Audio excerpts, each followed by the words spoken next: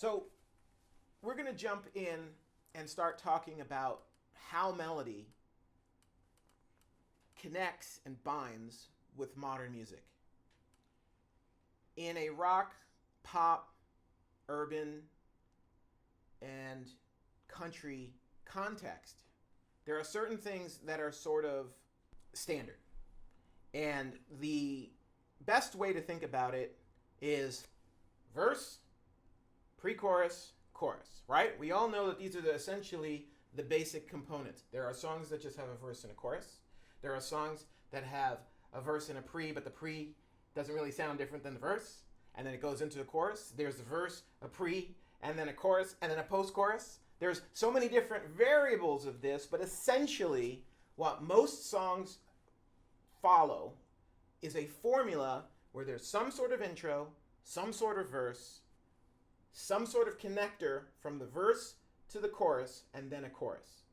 And once you have that part of the formula understood, you can start drawing your melodies. Now, again, trying to focus specifically on modern music, the rules for melody have changed year to year, month to month even. And what we find nowadays is that a lot of the older traditional melodies where, let's say, I'm going to use this as an example. This is a generic example. But we used to have a melody that would be down here. We'd have a melody that was like this for the pre, and then we'd have a melody that was up here for the chorus. That was the old way. You usually ramped up and hit a chorus and did that. But in 2019, there are plenty examples of songs that defy all of those rules. They'll start out high and go low and come back up. They'll start out low, they'll go high, they come back down. They'll start out in the middle, go low, and end up high. Or there's a lot of songs just start that there sort of stay, yeah. and just stay all the way through and are just so repetitive, but it's so, if they're that good, they're just so hooky all the way through, linear like that. Yeah.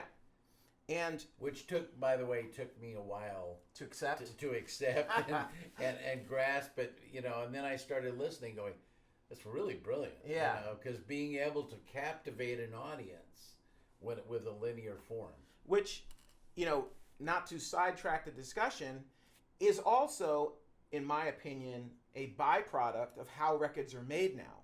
So since melody is now very much a tool to deliver the singer, and the singer has become the commodity even more than the music has. In most cases, if you're thinking of Post Malone and Billie Eilish and all of these great people that are blowing up everything now, you have to accept that they are more important. Their personality, their singing style, their approach to music is more important than the music at times.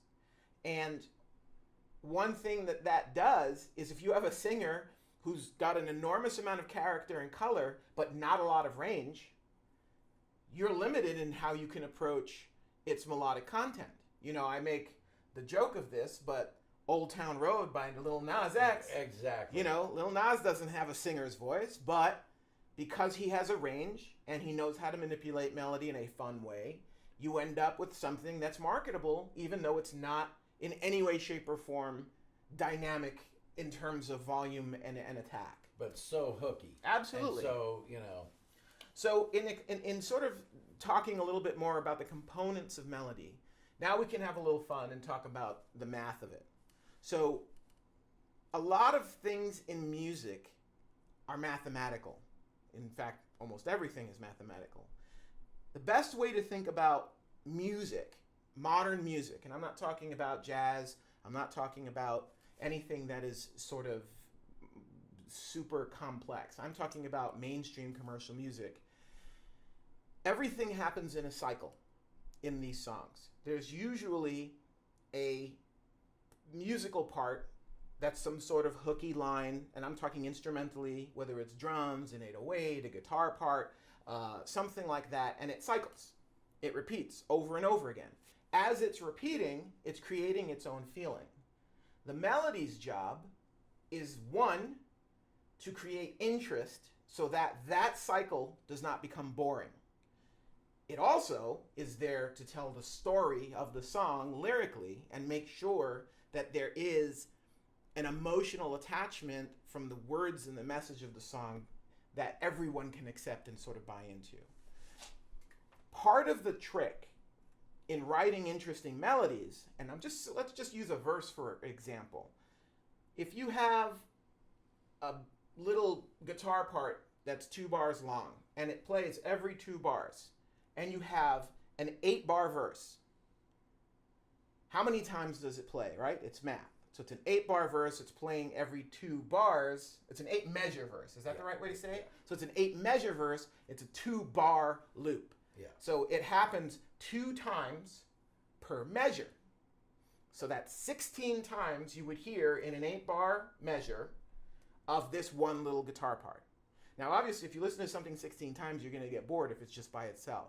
But if you attach a melody that takes 4 measures to close, in terms of it starts at the first measure, and by the end of the 4th measure, you've done 1 cycle of the melody.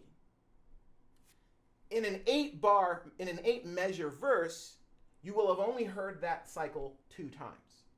So now, instead of hearing something 16 times, you're hearing it 2 times. Now, the complexity comes in that the relationship between the melody and the 2-bar cycle that's going through the whole thing changes from note to note. There's tension and release that occurs from moment to moment.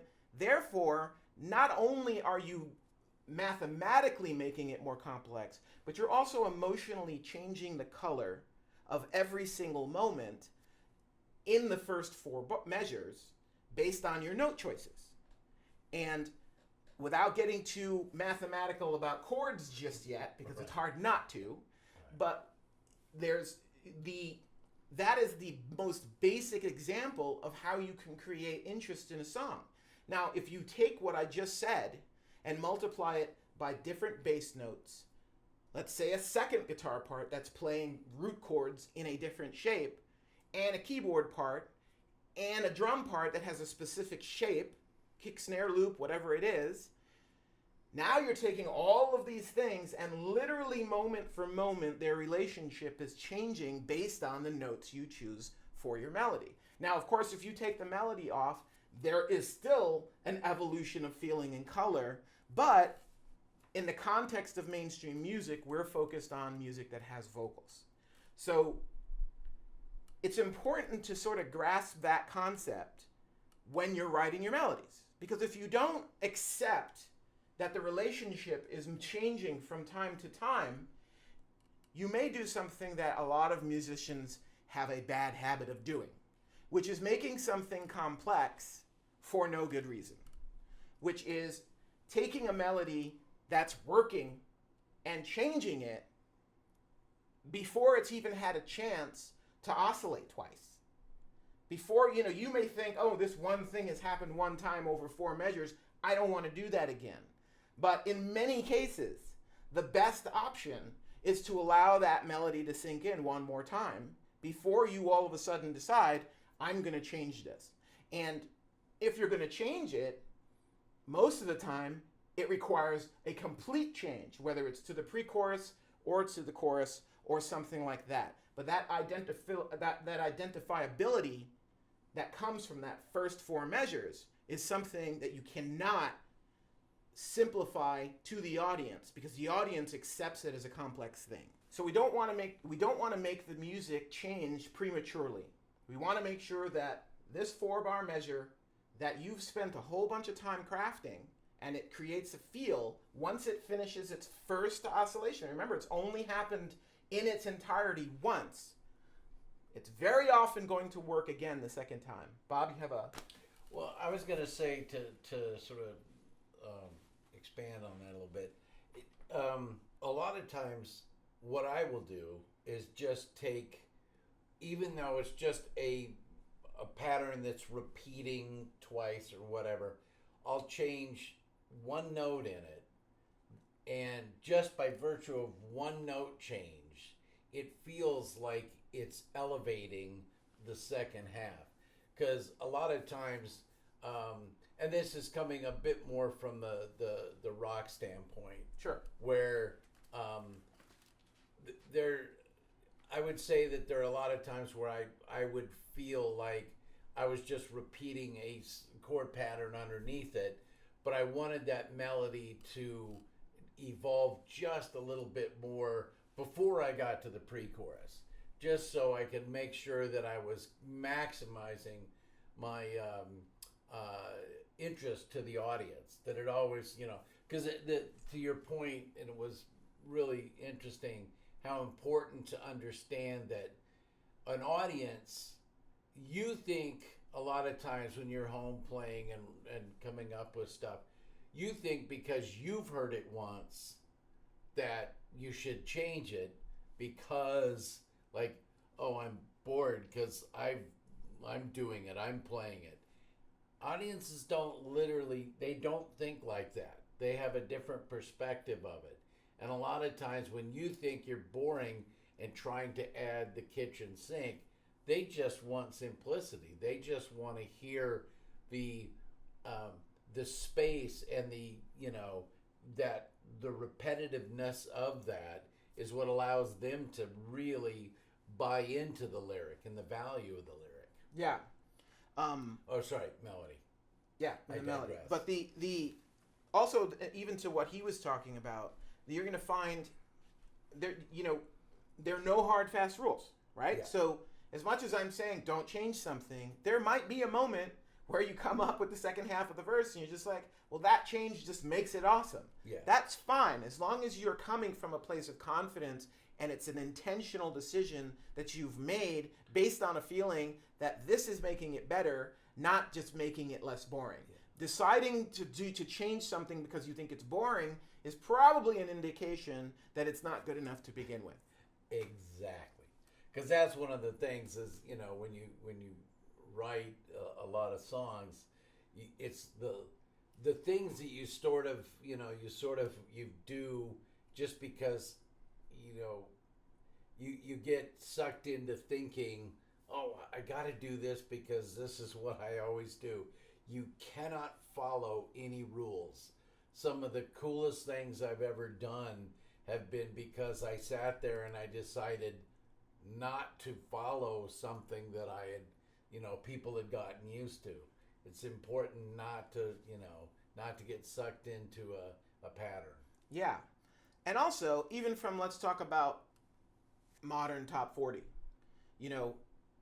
Even guys like Khalid and guys who are leaning R&B and have complex jazz chords underneath their melodies, you'd be hard-pressed to find them changing things in a meaningful way in the first cycle of everything. They might change it in the second verse. They might change things around. Post Malone's a great example. Whether you like Post Malone or not, the fact that he doesn't, when he goes,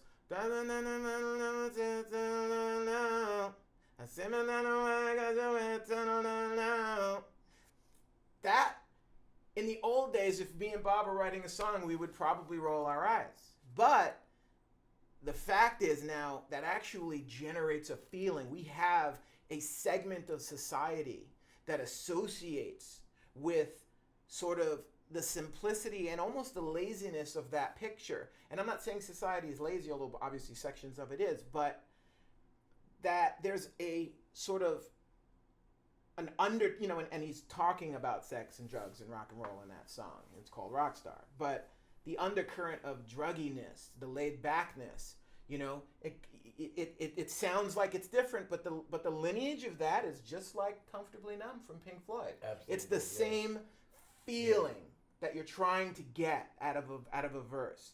And don't dismiss, when you're writing your melodies, how it makes you feel the first time.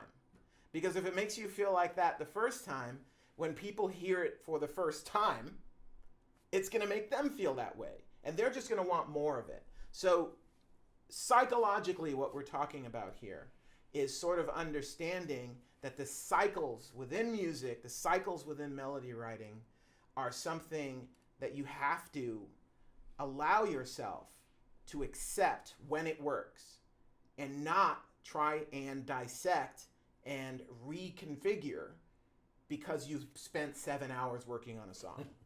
Because that's what the tendency is. Yeah.